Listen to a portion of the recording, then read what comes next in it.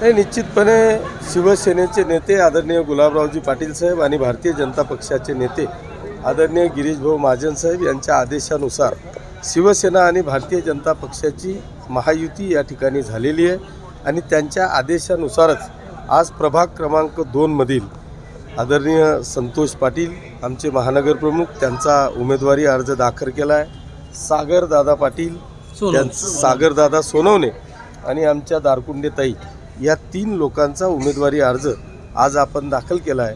त्याच पद्धतीने शिवसेनेचे जिल्हाप्रमुख आदरणीय विष्णूजी भंगाळे यांचा देखील उमेदवारी अर्ज दाखल केला आहे। मला असं वाटतं की शिवसेना आणि भारतीय जनता पक्षामध्ये अतिशय जल्लोषाचं वातावरण आहे। कोणाला थांबवावं हा प्रश्न सगळ्यांसमोर आहे, पण मला खात्री आहे की दोघंही नेते आदरणीय गुलाबरावजी पाटील आणि गिरीश महाजन साहेब हे दोघंही व्यवस्थितरित्या तोडगा काढून 100% शिवसेना आणि भारतीय जनता पक्षाची महायुतीचं सरकार या जळगाव महापालिकेवर बसेल याची मला खात्री आहे।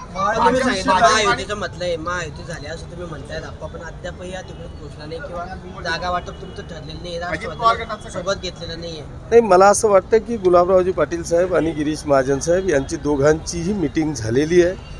तो जो काही कालचा क्षण होता तुम्ही जो मीडियामध्ये दाखवला, मला वाटतं तो क्षणिक होता, तेवढ्यापुरता तो विषय असतो, परंतु शिवसेना आणि भारतीय जनता पक्षाची युती ही नक्की झाली। राष्ट्रवादीचं काय मत? नाही, त्यांच्याशी अनिल दादांशी मला वाटतं बोलणं झालेलं आहे। माझ्या मते राष्ट्रवादी बरोबर सुद्धा म्हणजे शिवसेना, भाजप आणि राष्ट्रवादी हे जे सरकारमध्ये असलेले 3 पक्ष आहेत, या 3 पक्षांची महायुती झालेली आहे असं माझं मत आहे।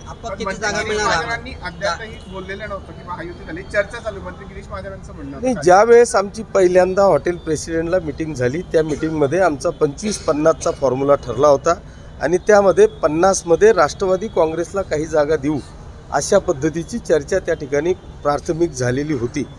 त्याच्यानंतर राष्ट्रवादीच्या बरोबर काय मीटिंग झाली हे मला माहीत नाही। आपल्याला किती जागा मिळणार आहे? 25-50चा आमचा फॉर्म्युला ठरला होता, हेच मी आपल्याला सांगतोय। 2 दिवसात काय हेराफेरी झाली, काय आदलबदल झाली हे मला माहीत नाही, परंतु 25-50चा फॉर्म्युला आमचा हॉटेल प्रेसिडेंटला त्या ठिकाणी ठरला। 25 जागांवर आपण ठाम आहे, जर कमी झाला जागा तर प्रश्नच नाही। 25 जागांवर ठाम म्हणण्यापेक्षा जर ठरलंच आहे तर 25 जागा आहेत। कमी होतील कसं काय? राष्ट्रवादीला 50 मधून भारतीय जनता पक्ष आता काय देतं हे मला माहीत नाही, कारण मी त्या मिटिंगला नव्हतो।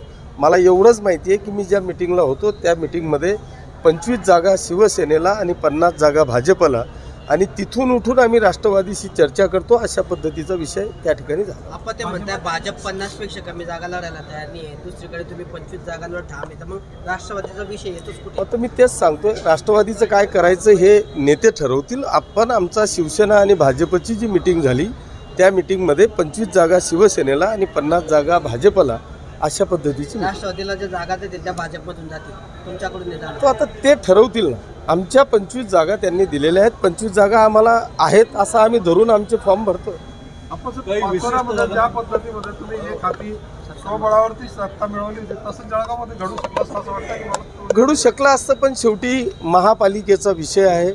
वरिष्ठांनी अशा पद्धतीचे आदेश केलेले आहेत की शक्यतो महापालिकांमध्ये शिवसेना, भारतीय जनता पक्ष आणि राष्ट्रवादीची युती करा अशा पद्धतीचे आदेश दिलेले आहेत।